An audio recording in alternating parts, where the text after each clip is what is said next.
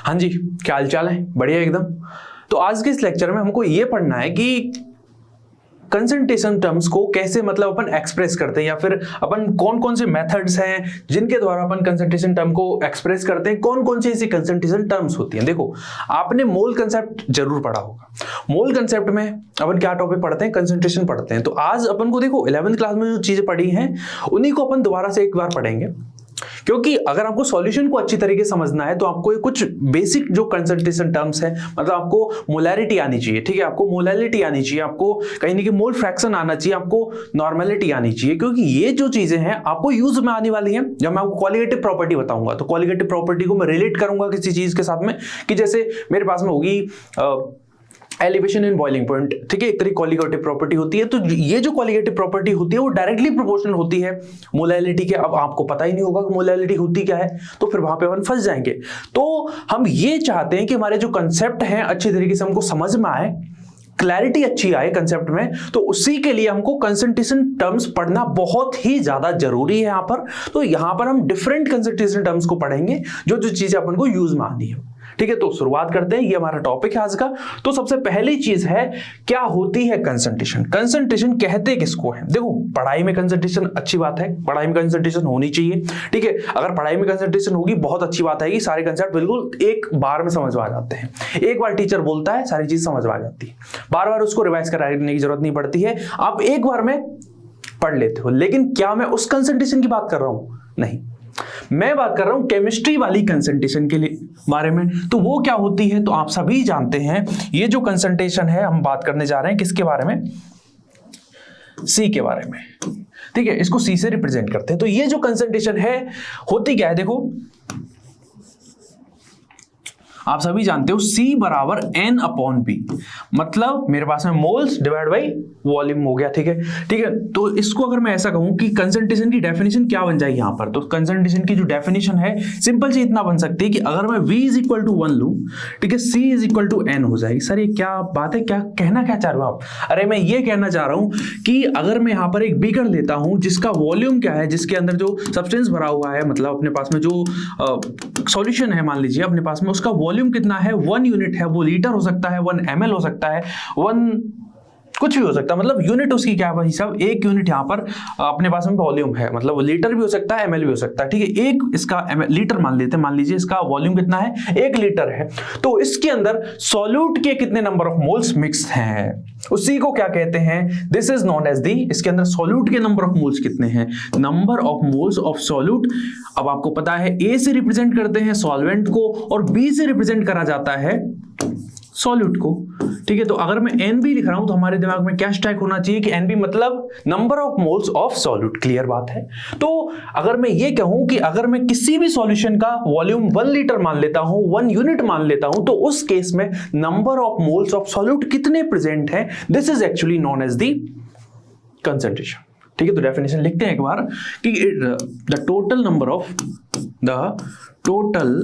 Number of moles of solute present in unit volume of solution, इसको क्या कहा जाता है? इसी को हम कहते हैं कंसंट्रेशन, ठीक है। अब बात करी जाए इसकी यूनिट की। अगर आपसे ये कहा जाए कि आप बताइए मुझे यूनिट ऑफ C क्या होगा, यूनिट ऑफ,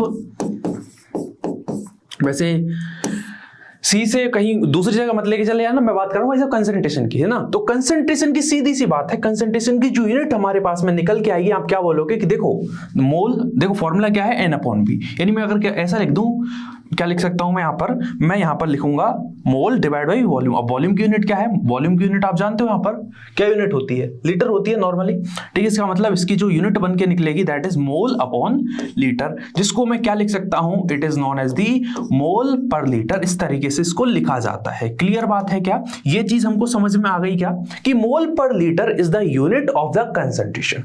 अब हमको ये समझ में आ गया कि सर कंसंट्रेशन होती क्या है। अब कंसंट्रेशन को रिप्रेजेंट करने के उस तरीके होते हैं जिनको हम कहते हैं कंसंट्रेशन टर्म। अब देखो मैं आपको ऐसे बताऊंगा कि देखो एक कंसंट्रेशन टर्म ऐसी होगी जहां पर हम वेट को ऊपर रखेंगे, वॉल्यूम को नीचे रखेंगे। एक कंसंट्रेशन टर्म ऐसी होगी जहां पर मैं वेट को ऊपर और नीचे ही वेट ही रहेगा, ठीक है। मतलब मैं बात करूं कि मेरा जो देखो ऊपर वाली जो टर्म है वो किसके रेस्पेक्ट में है, सॉल्यूट के रेस्पेक्ट में है, ठीक है। नीचे वाली टर्म है वो सॉल्यूशन, आइदर वो तो सॉल्यूशन की होगी या फिर वो सॉल्वेंट ही हो सकती है, ठीक है। तो मैं ये कह रहा हूं कि जो टर्म है मतलब ऊपर वाली टर्म और नीचे वाली टर्म, एक बार वो वेट मान ले, नीचे वाली वेट मान ले, एक टर्म तो वो हो सकती है, ठीक है। दूसरी टर्म क्या हो सकती है, मैं अमाउंट ऑफ जो सॉल्यूट ले रहा हूं वो क्या है, वेट है, लेकिन जो अमाउंट ऑफ सॉल्यूशन या सॉल्वेंट है वो क्या है, मेरा वॉल्यूम हो जाए, तो WIV बन सकती है। एक केस ऐसा हो कि मेरे पास में सॉल्यूट भी वॉल्यूम है, कहीं ना सॉल्यूट का भी अपन वॉल्यूम ही ले रहे हैं, कहीं ना कहीं वो भी लिक्विड स्टेट में है, तो उसका मैंने वॉल्यूम रखा, नीचे क्या रख दिया मैंने, नीचे यहां पर सॉल्यूशन या फिर सॉल्वेंट का वॉल्यूम रख दिया। तो हम बात करते हैं आपसे किस बारे में, कंसंट्रेशन टर्म्स के बारे में। कंसंट्रेशन जो टर्म होती हैं उनको हम 3 कैटेगरीज में डिवाइड करते हैं और उन्हीं 3 कैटेगरीज को आपको फर्दर डिवाइड करना है किस किस में, मोलैरिटी के अंदर आपको उनको फर्दर डिवाइड करना है, नॉर्मेलिटी और फॉर्मेलिटी के अंदर। फिर अपन डिवाइड करेंगे W/W में। W/W में आप क्या पढ़ते हो, मोलैलिटी पढ़ते हो, मोल फ्रैक्शन पढ़ते हो, और कुछ मोटी मोटी मतलब अपने पास में ppm होती है, ppb होती है, उसके बारे में भी अपन समझने वाले होंगे। तो कंसंट्रेशन टर्म देखो हम यहां पर एक तो रखेंगे W/W टाइप कंसंट्रेशन, ठीक है। दूसरी अपन रखेंगे यहां पर W/V टाइप कंसंट्रेशन, और तीसरी जो मैं रखने वाला हूं यहां पर which is actually volume type concentration. देखो मैं उस बात में आपको नहीं लेके जाना चाहता कि W/W परसेंटेज एक होता है, ठीक है, एक WI वॉल्यूम परसेंटेज होता है, एक वॉल्यूम बाई वॉल्यूम परसेंटेज, वो आप आसानी से बना लोगे जब आपके पास में ये चीज रहेगी, कहीं ना कहीं 100 के साथ मल्टीप्लाई करोगे अपने आप बन जाएगी, ठीक है। चौथी जो टाइप की कंसंट्रेशन होती है वो क्या रहती है, वैसे वो उसको आप लिखो तो अच्छी बात है, नहीं भी लिखो तो भी कोई दिक्कत की बात नहीं, क्योंकि आप इसमें क्या करोगे, देखो वेट अपॉन वॉल्यूम है। एक केस आप ऐसा मान लेते हो कि वॉल्यूम डिवाइड बाय वेट, एक टाइप ऐसी कंसंट्रेशन हो जाए, मतलब जो हमारा सॉल्यूट है उसका तो वॉल्यूम है, लेकिन जो हमारा सॉल्वेंट या फिर सॉल्यूशन है वो कैसा है, सॉलिड स्टेट में है। अब हो सकता है भाई साहब हमने पढ़े हैं डिफरेंट टाइप ऑफ सॉल्यूशंस, आपको मैंने बताए थे कि एक सॉलिड सॉल्यूशन भी हो सकता है, सॉलिड सॉल्यूशन हो सकता है, एक लिक्विड सॉल्यूशन हो सकता है, एक हमारे पास में गैसियस सॉल्यूशन भी हो सकता है। तो इसमें हमको कोई भी दोहराए नहीं होना चाहिए कि सॉल्यूशन सॉलिड भी हो सकता है, और उसके अंदर आपने क्या किया है, लिक्विड अमाउंट डाल दी है, तो हमारे पास में ये टाइप कंसंट्रेशन भी हो सकती है। अब देखो जरा, अब मैं आपको बताने वाला हूं कि W/W में अपन को क्या पढ़ना है, W/W के अंदर अपन को यहां पर पढ़नी है मोल फ्रैक्शन और मोलैलिटी जिसको स्मॉल m से डिनोट करा जाता है, और मोल फ्रैक्शन जिसको काई से रिप्रेजेंट करा जाता है। आप सभी को कहीं ना कहीं थोड़ा बहुत तो आइडिया इनके बारे में है, ऐसा तो नहीं है कि आपके पहली बार आप इनके बारे में जान रहे हो, पहले भी सुना हुआ है, मतलब कोई इसमें मतलब ऐसा नहीं कि आपको लगेगा कि सर ये कौन सा टॉपिक आ गया, हमने तो आज तक सुना ही नहीं, 11वीं क्लास में पढ़ चुके हो, तो वही चीज वहीं से लिंक करने की ट्राई करो, लिंक होगा अपने आप, ठीक है। W/W, तो इसमें अपन को पढ़ना है मोलैरिटी के बारे में, जिसको किससे डिनोट करते हैं, सो इसको डिनोट किया जाता है कैपिटल M से। दूसरी आती है नॉर्मेलिटी, तो नॉर्मेलिटी को डिनोट किया जाता है कैपिटल N से, और मेरे पास में जो तीसरी टाइप की कंसंट्रेशन है दैट इज फॉर्मेलिटी जो अपन बहुत सारे बच्चे अपनी पढ़ाई में करते हैं वो नहीं, बहुत सारे जगह अपन को करने की जरूरत होती है, फॉर्मेलिटी जहां पर करनी है वहां पर करो, ठीक है। बहुत बार ऐसा होता है ना कि कोई आपको कोई काम के लिए बोल रहा है तो आपने कर दिया, ठीक है, और आपकी पढ़ाई भी उसकी वजह से डिस्टर्ब हो गई, मतलब ऐसा बोलते हैं ना कि चलो 2 दोस्त हैं, एक बोलता है यार चलो घूम के आते हैं, तो भाई साहब वहां पे फॉर्मेलिटी करने की जरूरत होती है कि यार चलो यार अभी तो मैं मतलब मम्मी मारेगी मेरे को, है ना, तो मैं अभी जा नहीं सकता, तो फॉर्मेलिटी वहां पे कर सकते हो, है ना। पढ़ाई के बीच में जहां पे मतलब बाधा आती है, वहां पे जहां बैरियर आ रहा है ना, तो वहां पे फॉर्मेलिटी करो, पढ़ाई में फॉर्मेलिटी नहीं होनी चाहिए। ऐसा कहा जाता है कि पढ़ाई के लिए लाइफ को एडजस्ट करो, लाइफ के लिए पढ़ाई को एडजस्ट नहीं करना है।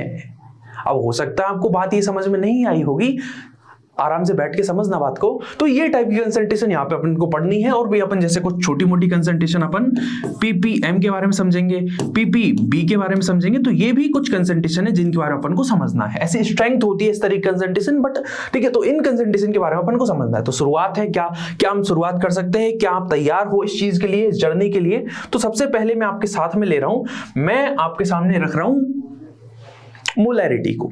अब मोलैरिटी से मैं शुरुआत करूंगा, फिर आपको मैं नॉर्मेलिटी बताऊंगा, फिर मोलैरिटी और नॉर्मेलिटी में रिलेशन बताऊंगा, फिर मोलैरिटी को मैं डिफरेंट एस्पेक्ट में समझाऊंगा आपको, फिर मैं आपको कुछ जैसे नॉर्मेलिटी की भी कुछ मतलब डिफरेंट एस्पेक्ट, माने कि डाइल्यूशन के केस में क्या होगा, ठीक है, इसको अपन मिक्सिंग केस में कैसे कैलकुलेट करेंगे, साथ ही साथ में फॉर्मेलिटी क्या होती है, ये चीज अपन यहाँ पढ़ने वाले हैं। तो शुरुआत करते हैं। तो सबसे पहली चीज मोलैरिटी, इसको कैपिटल M से डिनोट किया जाता है। सबसे पहली चीज it is WV type concentration.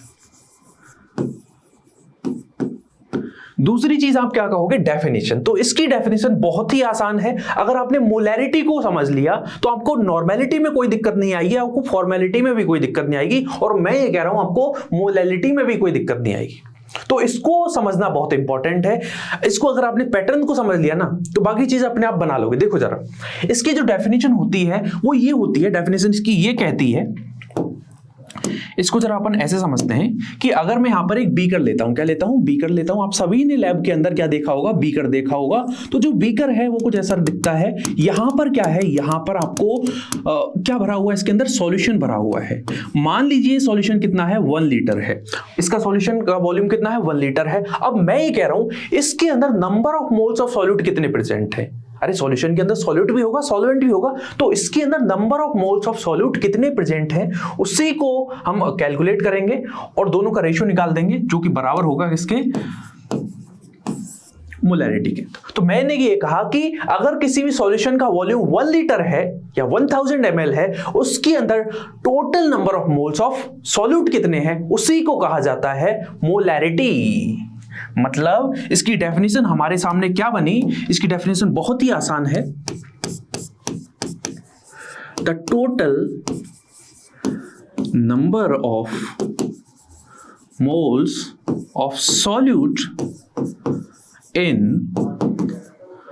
1000 ml और 1 liter of the solution is called as molarity। तो फॉर्मूला भी हम आसानी से बना सकते हैं। देखो कुछ नहीं है, ये जो कंसेप्ट मोलैरिटी जो होती है एक्चुअली में C is equal to N/B ही है कहीं ना कहीं। देखो उसमें क्या बोला था मैंने? V is equal to 1 litre बोला था, ठीक है, 1 यूनिट बोला था। उसके अंदर नंबर ऑफ मोल्स बराबर कितने थे? वही तो कंसंट्रेशन हो गई थी। वही चीज यहां पर होगा, बट इसमें थोड़ा सा डिफरेंस अपन को देखने को मिलेगा। डिफरेंस क्या है यहां पर? डिफरेंस ये होगा, अभी फॉर्मूला हम बनाने जा रहे हैं। देखिए कैपिटल M से डिनोट करा है। Capital M is equal to क्या था? Number of moles of solute divide by volume of the solution. किसके अंदर है? तो इट इज इन लीटर, ठीक है, लीटर के अंदर है। तो पहला जो फॉर्मूला है वो हमारे सामने ये बन के आया है। पहला फॉर्मूला ये बन के। अब देखिए जरा, अगर आपने नंबर ऑफ मोल्स को पढ़ा है तो डेफिनेटली आपने एक फॉर्मूला पढ़ा होगा। क्या फॉर्मूला पढ़ा होगा? कि जो NB होता है वो बराबर होता है किसके? Weight of the solute divide by molar mass of the solute. ये वाला फॉर्मूला आपने डेफिनेटली पढ़ा होगा। मान लीजिए इस इक्वेशन को मैं 1 नाम दे देता हूं, इस इक्वेशन को मैं 2 नाम दे देता हूं, और 2 से वैल्यू को 1 में पुट करता हूं, ठीक है, 2 से मैं वैल्यू को 1 में पुट करता हूं। तो क्या मैं ऐसा लिख सकता हूं? M is equal to WV upon MB। WV माने सॉल्यूट का मास, सॉल्यूट का वेट कितना है, डिवाइड बाई MB क्या है यहाँ पर? MB उसका मोलर मास है। कोई भी सॉल्यूट होगा, जैसे NaCl होगा, ठीक है, NaCl होगा या फिर ग्लूकोज होगा, कोई भी सॉल्यूट होगा, सॉल्यूट कैसे डिफाइन करते हैं, कैसे डिटरमाइन करते हैं, वो चीज मैंने आपको बताई है, ठीक है। डिवाइड बाई यहां पर उसका वॉल्यूम किसके अंदर चल रहा है? लीटर के अंदर चल रहा है। तो दूसरी इक्वेशन ये बन के तैयार हो गई। अब क्या कर सकते हैं? अब हम ऐसा लिख सकते हैं क्या इसको, कि मोलैरिटी बराबर क्या बन गई यहां पर? WV upon MB into volume in litre. अगर यहां पर आपके दिमाग में ये चीज आती है, क्या चीज आती है? सर मैं ये चाहता हूं कि मेरा जो सॉल्यूट है, ठीक है, उसके अंदर सॉल्यूट को जिस सॉल्यूशन के अंदर मिक्स किया है उसका वॉल्यूम बहुत ज्यादा नहीं है, मतलब लीटर के अंदर नहीं है, उसके अंदर उसका जो वॉल्यूम है वो किसके अंदर है, वो ml के अंदर है। तो मुझे तो वहां पर ml में वैल्यू पुट करनी पड़ेगी। तो ml में कैसे कन्वर्ट करूंगा इसको, तो कुछ नहीं करना, सिंपल सी कहानी है। आपको मोलैरिटी का जो फॉर्मूला मिलेगा वो ये मिल जाएगा। आप सिंपली आप 1000 के साथ मल्टीप्लाई करोगे, क्या फॉर्मूला बनेगा यहां पर, WV upon MB into VML, VML क्या शो कर रहा है, volume of the solution in ml, ठीक है, इंटू 1000। ये यहां पर क्या बन गया, फॉर्मूला बन गया है। अब ये जो फॉर्मूला है बहुत ही ज्यादा इंपॉर्टेंट है। ये जो फॉर्मूला है क्या है, बहुत ज्यादा इंपॉर्टेंट है। It is really really really important, मैं बता नहीं सकता कितना इंपॉर्टेंट है। इस चीज को आपने समझ लिया मतलब मोलैरिटी क्लियर, मोलैरिटी तो क्लियर है ही, नॉर्मेलिटी भी क्लियर, फॉर्मेलिटी भी क्लियर और मोलैलिटी भी क्लियर, क्योंकि पैटर्न वही है सबके अंदर सेम। अब क्या कह सकते हो, अब आपके सामने एक दुविधा है। दुविधा क्या है, इसकी यूनिट कैसे निकालोगे। तो यूनिट निकालना सर, इसमें दुविधा की क्या बात है, आपके बच्चे हैं, आपके सर स्टूडेंट हैं, तो हम बड़ी आसानी से निकाल सकते हैं यूनिट ऑफ मोलैरिटी। तो कैसे निकालेंगे सर, सर आपने कहा ये ऊपर नंबर ऑफ मोल्स है, नीचे क्या है, वॉल्यूम है, तो इसकी यूनिट सर ये नहीं बन जाएगी क्या, मोल divide by volume in the, मतलब लीटर में होता है वॉल्यूम, तो इसका मतलब इसको मैं सर ऐसे भी तो लिख सकता हूं, मोल पर लीटर। तो इसमें क्या दुविधा की बात क्या थी सर, ये तो सिंपल सी कहानी है। इसको तो मैंने मतलब चुटकियों से सॉल्व कर दिया, तो बहुत बढ़िया। बिल्कुल, ये जो यूनिट है वो क्या बन गई, यहां पर मोलैरिटी की यूनिट बन चुकी है। तो मोल पर लीटर बनी है, जिसको हम कैपिटल M से भी डिनोट कर देते हैं। यानी अगर किसी भी इक्वेशन में, किसी भी क्वेश्चन के अंदर आपको एक कंसंट्रेशन दे रखी है जो कि लिखी हुई है 1m, 2m, 0.5m, तो वहां पर उसका मतलब क्या है, समझ रहे हो, उस सॉल्यूशन की जो मोलैरिटी है वो कितनी है। अगर वहां पर मान लीजिए क्या लिखा हुआ है, 0.1m लिखा हुआ है, इसका मतलब उस सॉल्यूशन की जो मोलैरिटी है वो इतनी है, कितनी है, 0.1 मोल पर लीटर। अगर 2 मोलर लिखा हुआ है, m का मतलब यहां पे हो जाता है, जब वो यूनिट के तौर पे काम कर रहे हो तो मोलर, इसका मतलब क्या है, इसका मतलब है मोलर, ठीक है। ये यूनिट बन के निकल जाती है, ठीक है, ये यूनिट अपने सामने हो जाती है। तो अभी तक जो चीजें हैं क्या हमको समझ में आ गई है, मोलैरिटी क्या होती है, मोलैरिटी का फॉर्मूला क्या होता है, यूनिट क्या होती है, समझ में आ गई होगी। अब एक रिलेशन है कि अगर मैं ऐसा करूं, यहीं पे आपको चीजें बता देता हूं कि अगर मैं टेम्परेचर को इंक्रीज करता हूं, अगर मैं यहां पर ऐसा करूं, टेम्परेचर को इंक्रीज करूं, अगर मैं ऐसा करता हूं, मैं यहां पे इफेक्ट ऑफ टेम्परेचर आपको बता रहा हूं, effect of temperature on molarity, आप खुद बता दोगे, उसमें कोई बड़ी चीज है नहीं।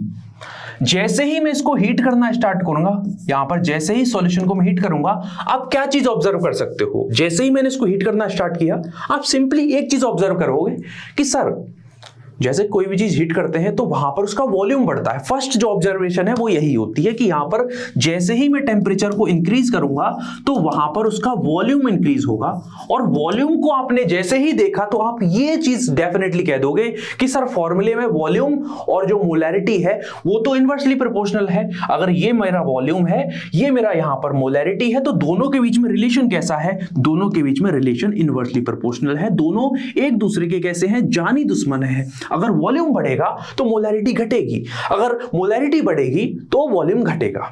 ये रिलेशन अपन को समझ में आ रहा है। इनवर्सली का मतलब यही होता है। इसका मतलब अगर यहां पर वॉल्यूम बढ़ा है, इसका सीधा सा मतलब ये हो जाएगा कि मोलैरिटी यहां पर डिक्रीज होगी। क्या ये रिलेशन हमको समझ में आया? आई थिंक समझ में आ गया होगा, बहुत आसान है, समझ में आ गया। अब कुछ चीजों को अपन को समझना है, दैट इज की मोलैरिटी हम डाइल्यूशन के केस में कैसे निकालेंगे, molarity in case of mixing कैसे कैलकुलेट करी जाएगी, molarity in case of titration कैसे कैलकुलेट करेंगे। तो देख लेते हैं जरा। तो देखिए जरा, मैं यहां पर 3 केस आपके सामने रख रहा हूं, आपको कैलकुलेशन ऑफ मोलैरिटी करनी है। क्या करना है? Calculation of molarity. Calculation of molarity आपको करना है।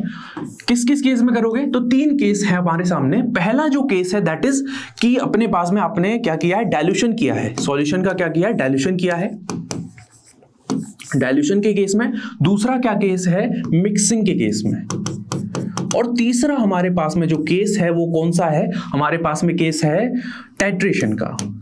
बहुत आसान है, बट इस तरह क्वेश्चन अगर एग्जाम में बनते हैं तो हम कर लेंगे, कोई बड़ी चीज उसमें नहीं है, ठीक है। डाइल्यूशन के केस में, मिक्सिंग केस में और टाइट्रेशन के केस में। सबसे पहला जो केस है वो देखिए जरा, सबसे पहला वाला केस, डाइल्यूशन का मतलब आप समझते हो या नहीं समझते हो, ये बताओ मुझे। डाइल्यूशन का क्या मतलब होता है, डाइल्यूशन कहते किसको है, कोई मुझे बता सकता है डाइल्यूशन का मतलब क्या है?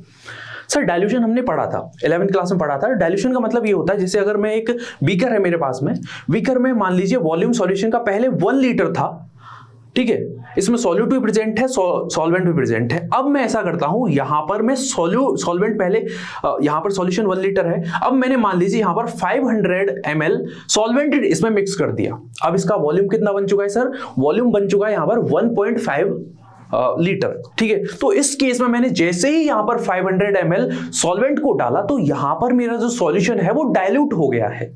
अरे डाइल्यूट सॉल्यूशन का मतलब मैंने आपको बताया था पिछले लेक्चर में कि जहां पर जो सॉल्यूट आपने कहीं ना कहीं क्या किया है, सॉल्यूट की अमाउंट को कम कर दिया है फ्रॉम द सॉल्वेंट की अमाउंट। और डाइल्यूशन कब होता है? जब आप सॉल्वेंट की अमाउंट को बढ़ाते हो। सिंपल सी बात है। तो इसको आप ऐसे समझ सकते हो कि आपके पास में पहले जो कंडीशन है, इनिशियल जो कंडीशन है, उसके केस में क्या है, मैं 2 कंडीशन आपके सामने रख रहा हूं, इनिशियल कंडीशन और फाइनल कंडीशन। इनिशियल और फाइनल कंडीशन। तो इनिशियल कंडीशन में क्या है, इनिशियल कंडीशन में यहां पर जो M1 है, यहां पर V1 है, यहां पर क्या है M2 है, यहां पर V2 है। M1 मतलब मोलैरिटी ऑफ द सॉल्यूशन, ठीक है, M2 मतलब मोलैरिटी ऑफ द सॉल्यूशन। ये तो इनिशियल हो जाएगा, ये फाइनल हो जाएगा, ठीक है। ये मेरे पास वॉल्यूम V1 है, ये मेरे पास में वॉल्यूम V2 है। मेरा सवाल ये है कि मुझे ये बताओ यहां पर V1 और V2 में से ज्यादा कौन है? डाइल्यूशन किया, पहले समझ लो, डाइल्यूशन किया है तो इसका मतलब यहां पर V2 is greater than V1 होना चाहिए। बस इतनी सी कहानी अपन को समझनी। अब ये समझो, एक रिश्ता होता है, रिश्ता क्या है, ये वाला रिश्ता,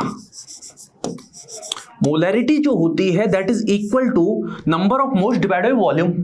तो अगर मैं ये कहूं, अगर मैं आपसे ये कह दूं, क्या कह दूं आपके सामने, मोलैरिटी बराबर क्या है, NB अपॉन वॉल्यूम। इसका मतलब अगर मैं NB बराबर क्या लिख दूं, MB लिख दूं, तो क्या आपको यहां पर कोई शक होगा? नहीं होना चाहिए, सिंपल सी बात है। इसका मतलब आप ये कह सकते हो, अब क्या है, NB बराबर MB हो गया कि नंबर ऑफ मोल्स बराबर molarity into volume of the solution. अब ये कंडीशन है कि जैसे ही आप यहां पर क्या कर रहे हो, जैसे ही आपने यहां पर क्या छोटा सा बीकर लिया और इसमें से थोड़ा सा सॉल्वेंट इसके अंदर मिक्स कर दिया, ठीक है, थोड़ा सॉल्वेंट इसमें मिक्स किया तो यहां पर इसका लेवल थोड़ा सा बढ़ जाएगा, ठीक है, वॉल्यूम यहां पे बढ़ा। अब ये कहो यार number of moles of the solute तो अभी भी उतने ही रहेंगे जितने यहां पर थे। अरे नंबर ऑफ मोल्स यहां पर जितने इसके सॉल्यूट के हैं अभी भी उतने ही है, सॉल्वेंट ही तो बढ़ा है। Number of moles of solute तो जहां यहां पर जितने थे उतने यहीं पे है। इसका मतलब जो बेसिक फंडा निकल के आता है डाइल्यूशन के केस में वो ये निकल के आता है कि जो NB बराबर NB जो कि इनिशियल है बराबर निकल के आता है NB फाइनल के। NB इनिशियल बराबर NB फाइनल। और इसका मतलब क्या हो जाएगा, NB इनिशियल केस में अपने पास में M1 V1 is equal to M2 V2। ये चीज हमारे सामने निकल के आती है, ये चीज हमारे सामने निकल के आती है। क्लियर बात है। तो डाइल्यूशन के केस में आपको मोलैरिटी मैंने बता दी है कैसे कैलकुलेट करनी है। अब होता क्या है, क्वेश्चन कैसे बनता है, तो क्वेश्चन बड़ी आसानी से ऐसे बनता है, आपको 3 चीजें देगा, एक चीज पूछ लेगा। अब वो कोई सी भी 2 चीजें हो सकती हैं जो आपको देगा और तीसरी भी दे देगा उसके साथ में, और एक चीज पूछ लेगा, तो वो कर सकते हैं अपन, सिंपल सी बात है। M1 V1 और M2 V2 मतलब इनिशियल केस आपको समझना है और फाइनल केस समझना है, ठीक है। ये चीज समझ लो और आसानी से क्वेश्चन हो जाता है। चलिए मिक्सिंग की बात करते हैं। मिक्सिंग के केस में मोलैरिटी कैसे कैलकुलेट करोगे आप लोग, मिक्सिंग के केस में कैसे करोगे? तो सिंपल सी बात है, मिक्सिंग का मतलब क्या है, सिंपल सी बात पहले ये समझो, मिक्सिंग का मतलब क्या है। यहां पर मान लीजिए मेरे पास में एक बीकर ये रहा, दूसरा बीकर मेरे पास में ये रहा, ठीक है। अब मैंने क्या किया, इन दोनों को मिक्स किया। सर यहां पर M1 मोलैरिटी होनी चाहिए, यहां पर M2 मोलैरिटी होनी चाहिए, यहां पर वॉल्यूम V1 होना चाहिए, यहां पर वॉल्यूम V2 होना चाहिए। बहुत बढ़िया, बहुत बहुत अच्छे, है ना। यहां पर दोनों को मिक्स किया तो मैंने थोड़ा बड़ा बीकर लिया क्योंकि 2 चीजों को मिक्स करना है। तो यहां पर इस तरीके से मैंने दोनों को मिक्स कर दिया, तो मेरे पास में जो फाइनल जो सब्सटेंस मिला, फाइनल जो सॉल्यूशन मिला, उसकी मोलैरिटी M है और वॉल्यूम B है। क्या मैं ऐसा कह सकता हूं कि अगर यहां पर इसका 500 ml इसका सॉल्यूशन था, इसका 500 था, तो इसका वॉल्यूम कितना होगा? सिंपल सी बात है, 1 लीटर हो जाएगा। V1 प्लस V2 करोगे, इसका मतलब यहां पर ऑब्जर्वेशन क्या निकल के आती है कि जो मेरा V है वो किसके बराबर है, V1 प्लस V2 के बराबर होता है। जो V है that is equal to V1 plus V2। अब देखो जरा, यहां पर इनिशियल मोल में मान लेता हूं NB, मतलब इसके जो मोल्स हैं NB1 हो गए, इसके मोल NB2 हो गए। क्लियर बात है।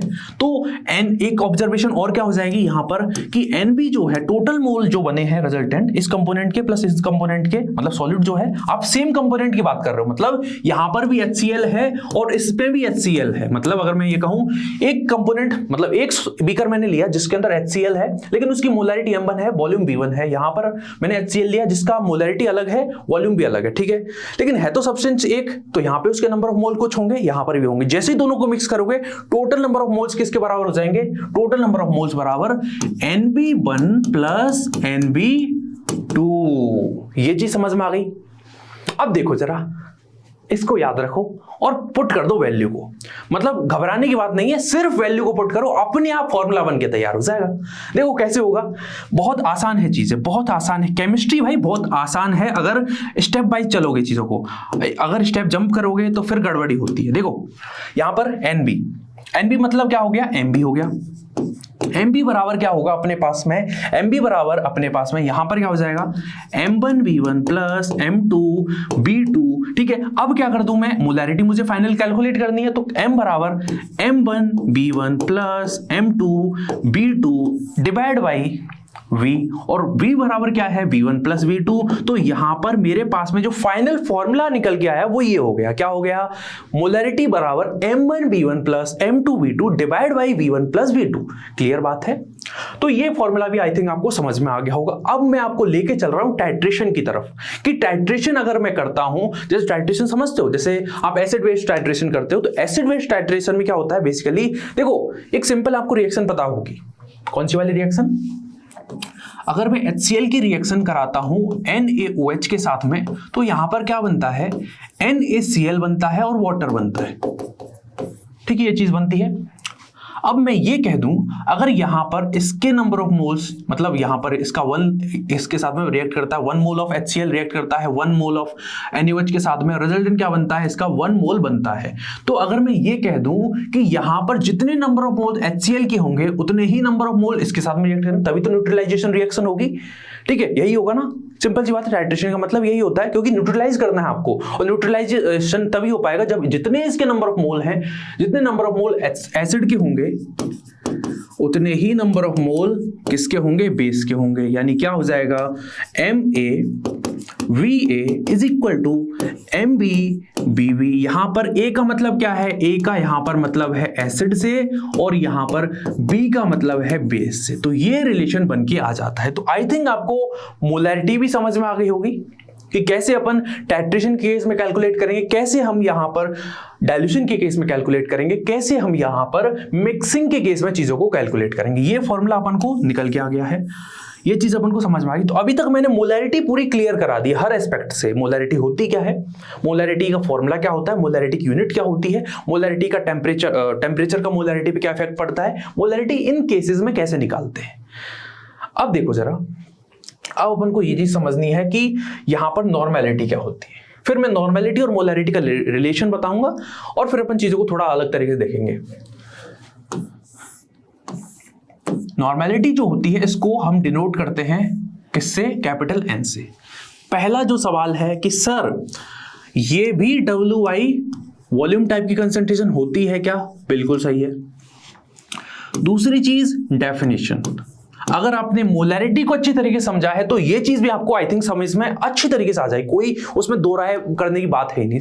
सारी चीजों से अप्रोच में अपन लेके चलेंगे। देखो डेफिनेशन क्या होगी, डेफिनेशन बहुत आसान है। इसकी जो डेफिनेशन है वो ये कहती है कि टोटल नंबर ऑफ, वहां पर क्या बोला था? मोल बोला था। यहां पर क्या बोलोगे? ग्राम इक्विवेलेंट बोलोगे, या फिर नंबर ऑफ इक्विवेलेंट बोलोगे। ठीक है, यहां पर नंबर ऑफ ग्राम इक्विवेलेंट, वहां पे क्या थे? मोल्स थे। तो यहां पर इक्विवेलेंट मोल्स की संख्या जो है, gram equivalent, number of gram equivalent moles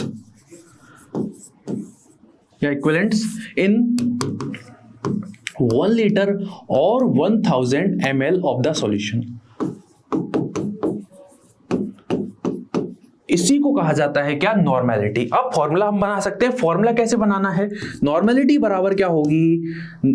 N equivalent. N equivalent का मतलब एन इक्विवेलेंट का मतलब ग्राम इक्विवेलेंट, ठीक है, डिवाइड बाई वॉल्यूम। तो मैं लिख देता हूं, कंफ्यूजन नहीं होना चाहिए। एन इक्विवेलेंट मतलब ग्राम इक्विवेलेंट,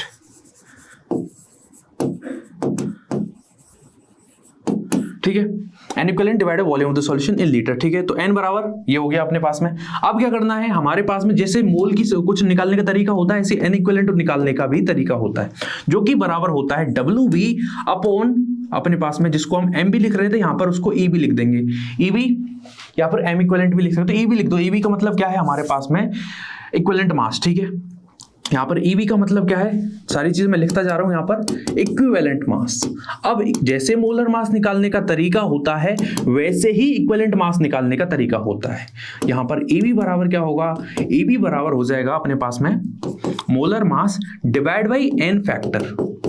तो हम ऐसा कर सकते हैं क्या, हम इस वैल्यू को मैं यहां पर पुट करता हूं, तो एन इक्विवेलेंट बराबर WV upon MB divide by n factor, तो वो मल्टीप्लाई हो जाएगा यहां पर। इस तरीके से चीजें देखने को अपन को मिलेंगी, इस तरीके से चीजें अपन को देखने को मिलेंगी, आई थिंक, है ना, सही बात है। ये यहां तक समझ में आ गया। अब क्या करता हूं, एन इक्विवेलेंट को मैं यहां पर रखता हूं कि मेरे पास में जो एन बराबर है, मतलब वहां से एन इक्विवेलेंट की वैल्यू को इधर पुट करता हूं, तो एन इक्विवेलेंट बराबर क्या हो जाएगा, WV upon MB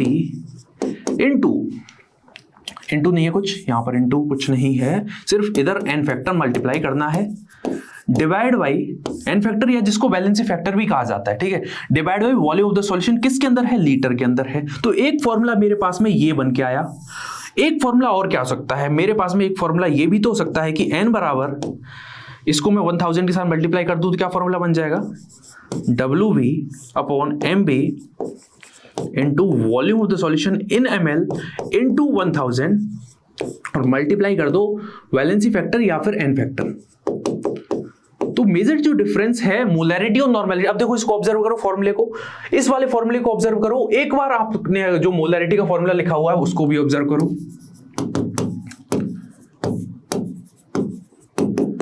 VML into 1000, इन दोनों को ऑब्जर्व करो। क्या कुछ सिमिलैरिटी आपको दिख रही है, सिमिलैरिटी दिख रही होगी। ये जो चीज है वो किसके बराबर है, ये चीज बराबर हो चुकी है मोलैरिटी के इंटू एन फैक्टर के। अगर आपने एन फैक्टर निकाल लिया है और आपने एक चीज, आपको मोलैरिटी या नॉर्मेलिटी में से कोई भी एक चीज है, तो आप बड़ी आसानी से ये चीज निकाल सकते हो, बड़ी ही आसानी से आप ये चीज निकाल सकते हो, ठीक है। इसका मतलब ये चीज अपन को क्लियर हो गई कि एन बराबर m इंटू एन फैक्टर होता है। आसान है, आसान है, बहुत आसान है। अब मेरा क्वेश्चन वही रहेगा कि इसकी यूनिट क्या होती है। अब मैं नहीं बताऊंगा, आपको खुद बतानी है। मैं सिर्फ इतना बताऊंगा, इसकी जो यूनिट है वो इक्विवेलेंट है। एन इक्विवेलेंट का मतलब इक्विवेलेंट ही उसकी यूनिट है कहीं ना कहीं, डिवाइड बाई वॉल्यूम की यूनिट। तो इक्विवेलेंट यहां पर हो जाएगा इक्विवेलेंट पर लीटर, इसकी यूनिट हो जाती है, इक्विवेलेंट पर लीटर इसकी यूनिट हो जाती है। ग्राम इक्विवेलेंट पर लीटर इस तरीके से लिखा जाता है, इसका यूनिट है वो ग्राम इक्विवेलेंट, ठीक है। ग्राम यहाँ पे जी होगी सिंपली, ग्राम इक्विवेलेंट पर लीटर इसकी यूनिट हो जाती है। ये चीज क्लियर हुई। अब एक क्वेश्चन मेरा सेम यहां पर है। आपने क्या लिया हुआ है, एक बीकर लिया हुआ है जिसके अंदर क्या है, जिसके अंदर सॉल्यूट के कुछ एन इक्विवेलेंट प्रेजेंट है। वॉल्यूम कितना है, वॉल्यूम कुछ 1 लीटर के आसपास है, ठीक है, 1 लीटर है। अब क्या करते हैं, टेम्परेचर जैसे ही आप इंक्रीज करोगे तो क्या होगा, वॉल्यूम इंक्रीज होगा, और वॉल्यूम जैसे ही इंक्रीज होगा, हमको ऑब्जर्व कर लेनी है चीजें कि दोनों में जो रिश्ता है नॉर्मेलिटी और वॉल्यूम के अंदर, वो कैसा है, दुश्मनी का रिश्ता है। वॉल्यूम अगर बढ़ा नॉर्मेलिटी घटेगी, वॉल्यूम अगर घटा नॉर्मेलिटी बढ़ जाएगी। इसका मतलब यहां पर नॉर्मेलिटी क्या होगी, डिक्रीज होगी। तो जैसे ही आप टेम्परेचर इंक्रीज करते हो वॉल्यूम इंक्रीज होता है, और जैसे ही वॉल्यूम इंक्रीज होगा तो वहां पर क्या होगा, नॉर्मेलिटी घट जाएगी। क्लियर है, आसान है, बहुत आसान है। ये दोनों में रिश्ता भी आपको समझ में आ गया होगा। सारी चीज मैंने आपको बता दी है। अब क्या करना है, सिंपल सी कहानी है, आपको ये चीज समझनी होगी। क्या चीज समझनी होगी, आपको यहां पर ये वाला केस समझना होगा कि अगर आप कैलकुलेशन करना चाहते हो मोलैरिटी का, तो मोलैरिटी का कर लिया है। अगर नॉर्मेलिटी का करना चाहते हो, किस केस के में, डाइल्यूशन के केस में, मिक्सिंग के केस में और टाइट्रेशन के केस में, नॉर्मेलिटी को रिप्लेस कर दो मोलैरिटी से, रिश्ता बन जाएगा। नॉर्मेलिटी को रिप्लेस कर दो मोलैरिटी के साथ में। क्या बोला मैंने, भाई साहब उल्टा बोल दिया। तो मोलैरिटी को रिप्लेस कर दो नॉर्मेलिटी के साथ में, ठीक है। तो क्या हो जाएगा अपने पास में, ये वाला फॉर्मूला निकल के आ जाएगा। तो अपन कहां पर हैं, अपन यहां पर हैं। अब देखो जरा, हम क्या सीख रहे हैं, हम सीख रहे हैं कैलकुलेशन ऑफ नॉर्मेलिटी। किस किस केस में? डाइल्यूशन वाले केस में। दूसरा कौन सा केस है अपना? दूसरा जो केस रहेगा वो कौन सा हो जाएगा? मिक्सिंग वाला केस होगा। और तीसरा जो केस है दैट इज टाइट्रेशन वाला केस। तो इसमें कुछ नहीं करना है, सिंपल सी कहानी है, कुछ कोई भी चेंज नहीं होगी यहां पर। सिंपल वही कंसेप्ट रहेगा जो उधर समझाया, उसको समझ लिया तो ये भी हो जाएगा। तो क्या करना है? N1V1 बराबर N2V2, ये फॉर्मूला लिखना है। ठीक है, इधर क्या लिखना है? यहां पर कौन सा फॉर्मूला आएगा? यहां पर फॉर्मूला आ जाएगा अपने पास में N बराबर N1V1 plus N2V2 divide by V1 plus V2। और इधर क्या होगा?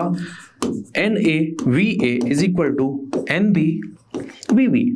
माना कि यहां पर नॉर्मेलिटी ने रिप्लेस कर दिया मोलैरिटी को। बस सिंपल एक चीज और समझ लो यार, देखो वहां पर क्या थे? वहां पर number of moles of solute बराबर थे, इस वाले इनिशियल और फाइनल। ठीक है, सिमिलरली यहां पर भी ऐसा ही केस था कुछ, है ना?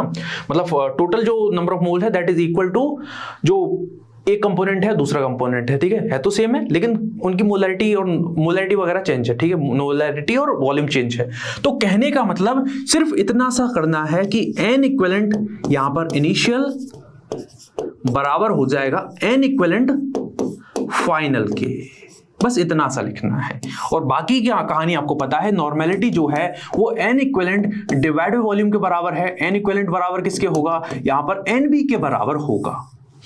क्या हमको ये चीज समझ में आई? सिमिलरली यहां पर क्या है हमारे पास में? केस क्या था?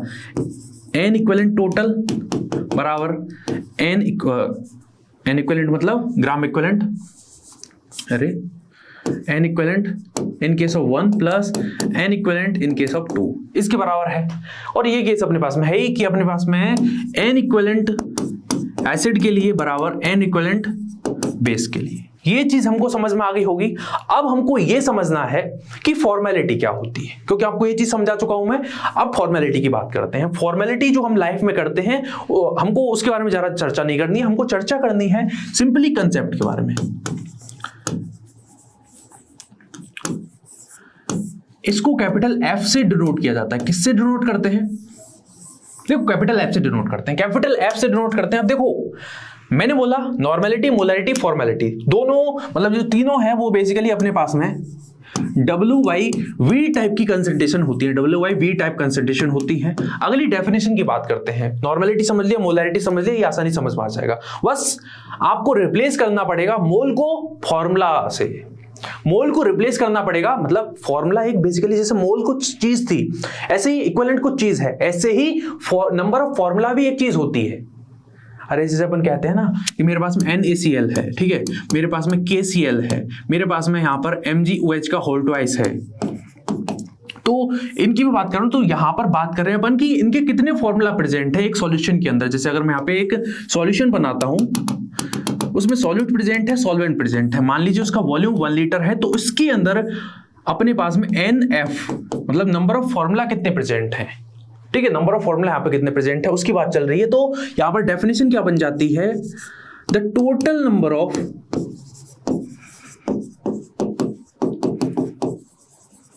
Formula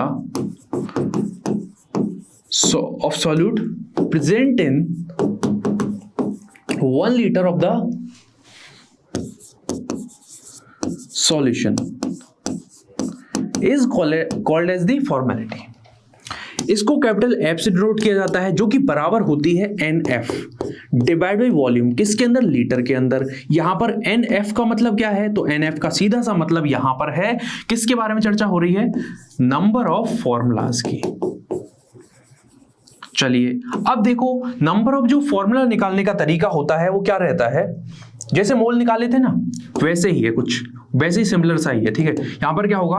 weight of the solute divide by अपने पास में फॉर्मूला मास, मतलब हम बात कर लेते हैं यहां पर अपने पास में फॉर्मूला मास मतलब MF, फॉर्मूला मास की बात कर लेते हैं। और ये जो फॉर्मूला मास है वो किसके बराबर होता है? कहानी वहां पर आ जाती है, उसकी चर्चा करते हैं। ठीक है, अगर देखो फॉर्मूला मास के बारे में बता देता हूं। फॉर्मूला मास जो है बेसिकली, अगर मेरे पास में क्या है? एसिड है, एसिड में भी बात करता हूं, यहां पर कार्बोक्सिलिक एसिड है। क्या है? कार्बोक्सिलिक एसिड, ठीक है। और मेरे पास में क्या है? सॉल्ट है, या फिर मेरे पास में बेस है। तो उसके सॉल्ट और बेस के केस में क्या होगा? मेरे पास में जो MF बराबर हो जाता है मोलर मास के। मतलब दिक्कत की बात ही नहीं है, जो मोलैरिटी होगी वही यहां पर फॉर्मेलिटी हो जाती है। किसके केस में? सॉल्ट या फिर बेस के लिए। लेकिन यहां पर क्या होता है? यहां पर ऐसा नहीं होता है, यहां पर चीजें चेंज होती हैं। कैसे चेंज होती है, क्यों चेंज होती है, उनके बारे में जरा चर्चा करते हैं और फिर अपन फॉर्मूले की तरफ चीजों को लेके चलते हैं, ठीक है। तो कहने का मतलब यहां पर क्या होगा, अगर मैं एग्जांपल लूं किसी भी कार्बोक्सिलिक एसिड का, मान लीजिए मैंने क्या लिया? एसिटिक एसिड लिया। आप सभी एसिटिक एसिड से आई थिंक परिचित होंगे। तो एसिटिक एसिड की जो स्ट्रक्चर होती है कुछ मैं बना के दिखाऊं, यहां पर OH, इधर CH3। लेकिन नेचर के अंदर वो ऐसे एग्जिस्ट नहीं करता है, नेचर के अंदर वो ऐसे एग्जिस्ट नहीं करता, वो कुछ ऐसे यहां पर एग्जिस्ट करता है। कैसे एग्जिस्ट करता है? Double bond O CH3।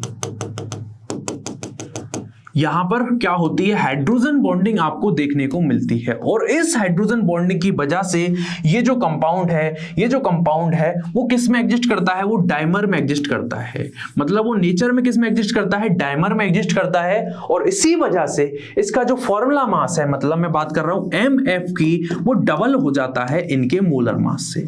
तो होगा क्या यहां पर? इसका एग्जांपल से समझते हैं कि अगर मैं बात करता हूं इसके मोलर मास की, तो इसका जो मोलर मास है दैट इज 60 ग्राम पर मोल। सही है, 60 ग्राम पर मोल ही होगा। लेकिन अगर मैं आपसे कहूं इसका फॉर्मूला मास क्या है, तो इसका फॉर्मूला मास है 120 ग्राम पर मोल। ये डिफरेंस है दोनों में। ये डिफरेंस कहां पर आया और क्यों आया? ये कार्बोक्सिलिक एसिड में आया। और क्यों आया? तो आपके सामने रीजन है, डाइमर बनने की वजह से। डाइमर बना क्यों? हाइड्रोजन बॉन्डिंग होने की वजह से। और जिस चीज में वो मतलब जो हमारा सॉल्यूट है वो नेचर में जिस फॉर्म में एग्जिस्ट करेगा उसी के अकॉर्डिंग उसका फॉर्मूला मास निकाला जाएगा। और क्या निकाला हमने? वो यहां पर डबल आ चुका है। किसके केस में? Carboxylic acid. अब कार्बोक्सिलिक एसिड यहां पर फॉर्मिक एसिड ले सकते हो आप, प्रोपियोनिक एसिड ले सकते हो, ब्यूटाइक एसिड ले सकते हो, आप मर्जी आपकी है, कुछ भी यहां पर ले सकते हो, ठीक है। अब चलिए फॉर्मूला डिराइव कर लेते हैं। हम फॉर्मूले की बात कर रहे थे, वापस वहीं पे आ जाते हैं। अब देखो NF बराबर क्या होगा? कहीं ना कि WB अपॉन MF। तो F बराबर क्या हुआ? WB upon MF divide by volume of the solution in litre, ठीक है। तो इसको मैं ऐसे लिख सकता हूं क्या? फॉर्मेलिटी बराबर WB upon MF into volume of the solution in litre, जिसको मैं कुछ ऐसे लिख सकता हूं कि फॉर्मेलिटी बराबर WB upon MF into volume the solution in ml into 1000। यहां पर ये फॉर्मूला निकल के आ जाता है, फॉर्मेलिटी का ये फॉर्मूला निकल के आया। अब देखिए जरा, एक चीज आपको देखनी है, यूनिट। अब मैं यूनिट डिराइव करूं कि आप खुद ही करोगे? सर हम खुद कर सकते हैं। कैसे कर सकते हो? सिंपल सी बात है, ग्राम फॉर्मूला डिवाइड बाई इसका लीटर हो जाएगा। ग्राम फॉर्मूला, और ग्राम को सिंपली ऐसे लिखा जाता है, gram formula divide by litre. ये इसकी क्या हो जाएगी? यूनिट हो जाएगी। सिंपल सी कहानी है, यहां पर ये यूनिट देखने को मिलेगी। सिंपल सी बात है यार। नॉर्मल अपने पास में क्या होगा, अगर मैं आपसे ये कहूं सॉल्ट और बेस का, तो उसमें जो मोलैरिटी होगी वही तो फॉर्मेलिटी होगी, वही होगी। बस यहां पर चीजें चेंज होती हैं, यहां पर molarity not equal to formality होती है। सिंपल सी कहानी है। ये चीज समझ में आ गई क्या? ये चीज आई थिंक समझ में आ गई होगी। तो बस यही करना है अपन को, कुछ नहीं करना। अब चलिए आगे बढ़ते हैं। फॉर्मेलिटी भी मैं आपको समझा चुका हूं। फॉर्मेलिटी के बाद में अपन को यहां पर समझना है दो चीजों के बारे में और, जो कि है अपने पास में WYW टाइप की कंसंट्रेशन। उनको अगर समझ लिया मतलब सॉल्यूशन चैप्टर में मजे आने वाले हैं। बहुत इंपॉर्टेंट है मोलैलिटी और मोल फ्रैक्शन, क्योंकि दोनों में बहुत सारा रिलेशन होता है। बहुत सारी चीजें अपन को बहुत सारी जगह सॉल्यूशन में ये काम में आते हैं। तो चलिए शुरुआत करते हैं। बात करने जा रहे हैं अपन मोलैलिटी के बारे में। किसके बात करने जा रहे हैं? हम मोलैलिटी की बात करना जा रहे हैं।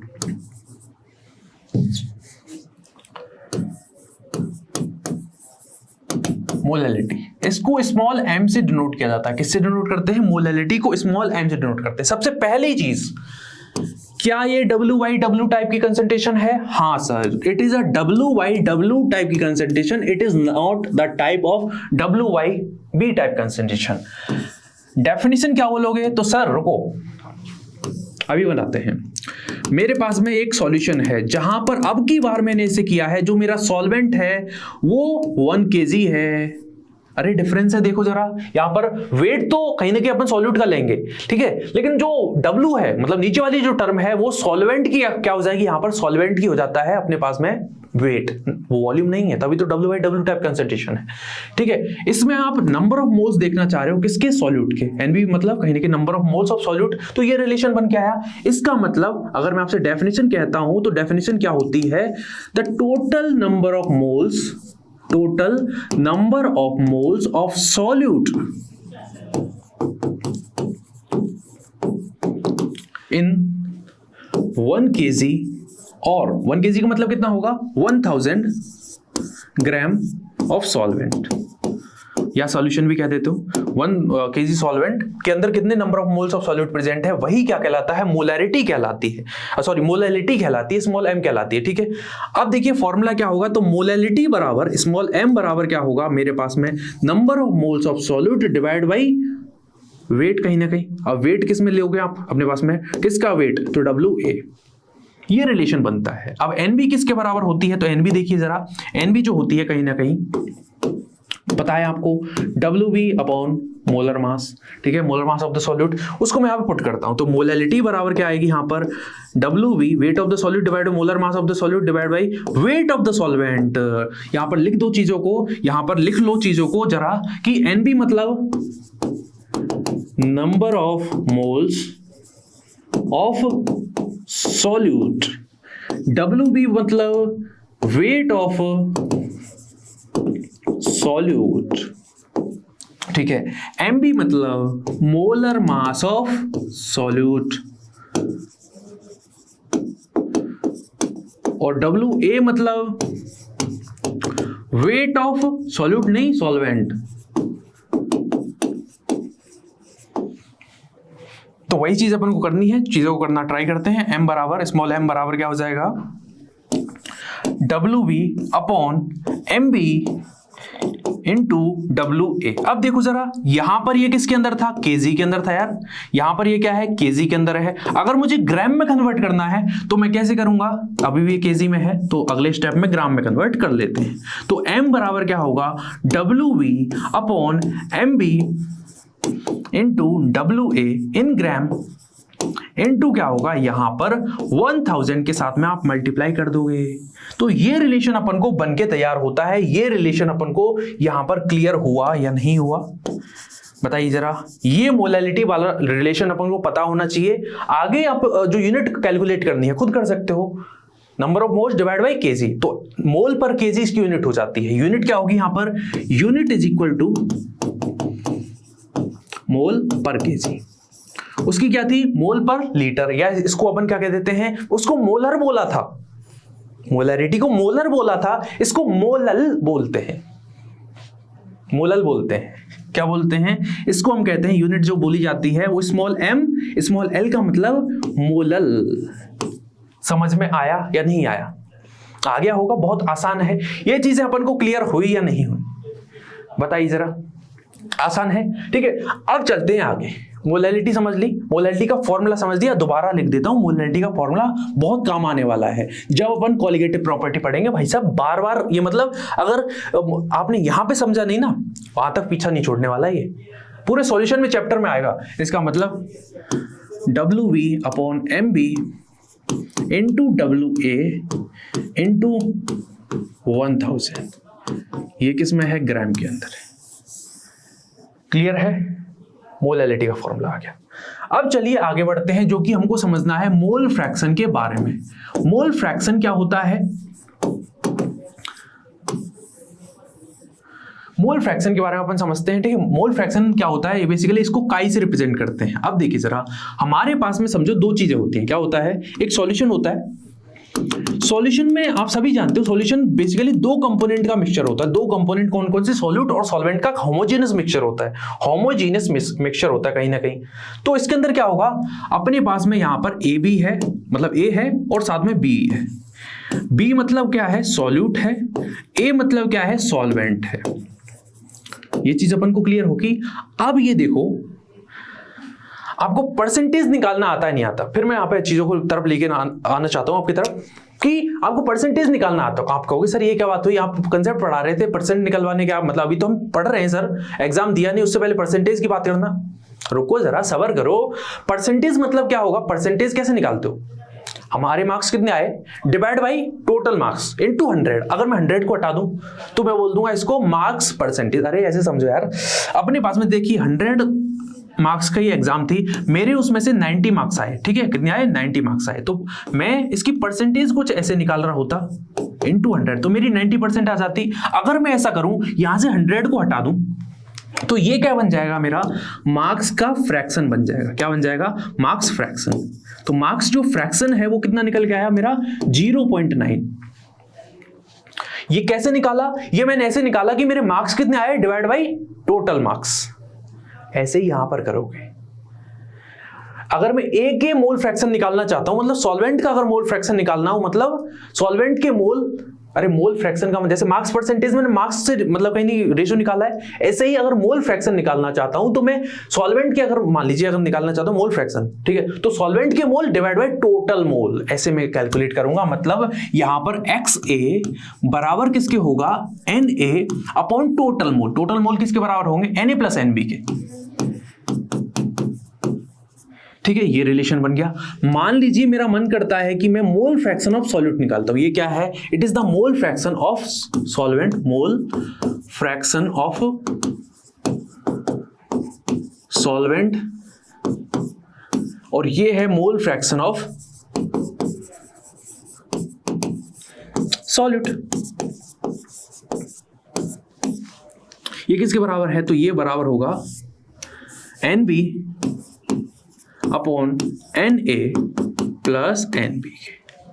ये यहां पर रिलेशन बन के आता है, मतलब कहीं ना कहीं रेशो है, सिंपल। आप खुद भी डेफिनेशन बना सकते हो कि अगर मैं मोल फ्रैक्शन ऑफ सॉल्वेंट की बात करता हूं तो वो उसके number of mole divide by total moles, ठीक है। ऐसे अगर मैं सॉल्यूट की बात करता हूं तो सॉल्यूट के moles divide by total moles, ऐसे आप बात कर सकते हो, ठीक है। ये चीज क्लियर हुई। इसका मतलब यहां पर क्या हो जाएगा अपने पास में x, अगर मैं ऐसा करूं टोटल मोल फ्रैक्शन क्या होगा, तो टोटल मोल फ्रैक्शन बराबर NA प्लस NB, ठीक है। सॉरी, अपने पास में total mole fraction of the solution क्या होगा, अपने पास में यहां पर निकल के आएगा, अपने पास में यहां पर क्या निकलेगा, XA प्लस, या जिसको मैं कह रहा हूं काई A प्लस काई B बराबर NA upon NA plus NB plus NB upon NA plus NB, जो कि रिजल्टेंट बराबर होगा 1 के। इसका मतलब मोल फ्रैक्शन जो है XA प्लस XB वो बराबर होता है किसके, 1 के। तो अगले लेक्चर में अपन को क्या समझना है, अगले लेक्चर में अपन चीजों को और समझेंगे, सॉल्युबिलिटी क्या होती है उसके बारे में समझेंगे। तो थैंक यू वेरी मच, यहां पर अपन चीजों को वाइंड अप कर सकते हैं। Thank you very much.